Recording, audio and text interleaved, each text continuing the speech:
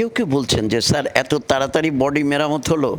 আসলে বডিটা পুরনো টেলিফোনের মতো, সপ্তাহে 2-3 দিন নষ্ট থাকে। তবুও কাজের মধ্যে যখন যাই তখন একটা স্পৃহা পাই, মানে কোত্থেকে যেন একটা স্পিরিট ভেতর থেকে কাজ করে, যেটা আমি নিজেও চিন্তা করতে পারি না।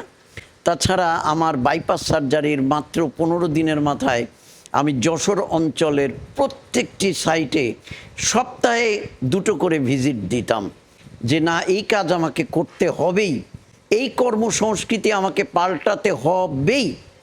এবং সেইখানে আমি সফলও হয়েছিলাম।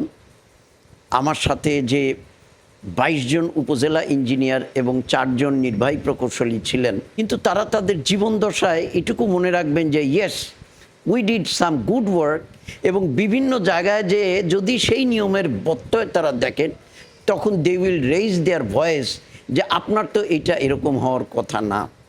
এই যে এই পরিবর্তনের জন্যই কষ্ট করি। অনেক সময় মানুষের প্রচণ্ড গালমন্দ খেতে হয়। এলজিডি ডিস্ট্র্যাক্ট হয়ে গেছিল, সেই এলজিডিকে ট্র্যাকে ফিরায় আনার জন্য এই ধরনের অভিযান অত্যন্ত গুরুত্বপূর্ণ।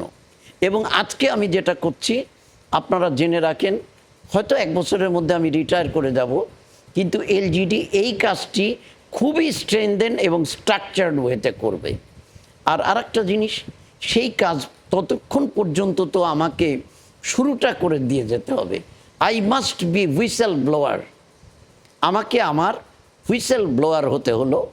যিনি হুইসেল ব্লো করেন তিনি কিন্তু সব মানুষের কাছে প্রিয় পাত্র হলেও কারো কারো কাছে অপ্রিয় হয়ে যান।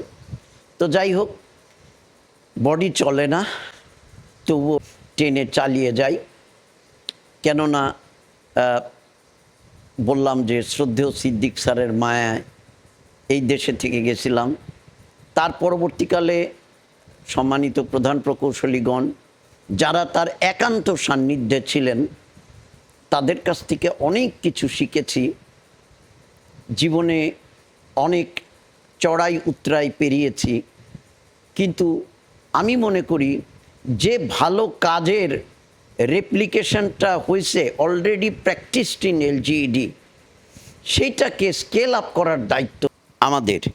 এছাড়া মেইনটেনেন্সের বিভিন্ন বিষয় আছে যেগুলো নিয়ে আমি আপনাদের সাথে পরবর্তীতে কথা বলবো। সেই পুরনো ধ্যান ধারণার মধ্যেই আমরা এখনো ঘুরপাক খাচ্ছি। এই পলিসিগুলোর একটা কম্প্রিহেন্সিভ রিভিউ হওয়া দরকার।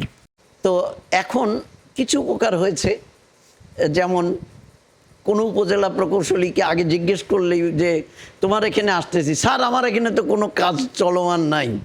এখন তারা বলে যে স্যার 2টা দিন সময় দিয়ে একটু আসলে আমরা একটু প্রস্তুতি নিয়ে আপনার সামনে আসতে পারি। This is the improvement, I want this. বলে স্যার আর কিছু না হোক, লেখাপড়াটা তো শিখে আসতে পারি। I am very much grateful to my honorable colleagues, honorable contractors, and most importantly, the people who basically inspired me to do it. Thanks for watching and thanks for being with Bill Bondhu. Good night.